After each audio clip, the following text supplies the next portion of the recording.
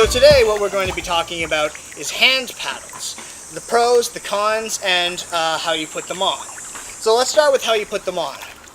This smaller loop, you're going to want to make sure that your middle finger is going into that. So you stick your hand in, push it up, and make sure that that loop is right flush with your middle knuckle there. Having these other two straps here will make sure that the paddle doesn't rotate side to side as you're pulling backwards. You try and put your fingers into these grooves.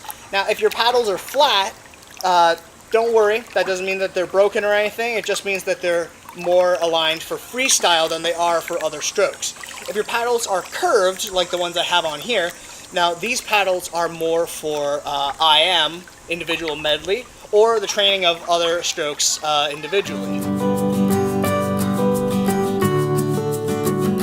So the pro of having hand paddles on is that it increases the resistance on your hand through the water. So pulling your hand through the water, pulling your body forward, takes more energy. Now, this does make you go faster, but it also increases strain on your body. Because this increases strain on your upper body, I would suggest that most people use what is called a pull buoy.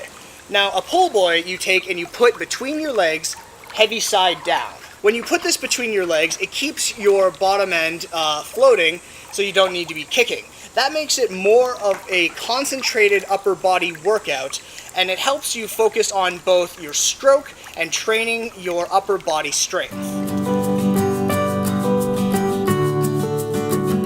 Increased pressure on your palm due to this surface area can have a lot of negative effects on your joints moving up from your wrist to your elbow to your shoulder. And a lot of these effects can actually be lingering or latent, so you may not even notice it as it's happening. Because of this, it's extremely important that when you are using paddles, you start small and move up from there. You do not want to overload yourself too early and blow your shoulder out or get any kind of issue from using paddles.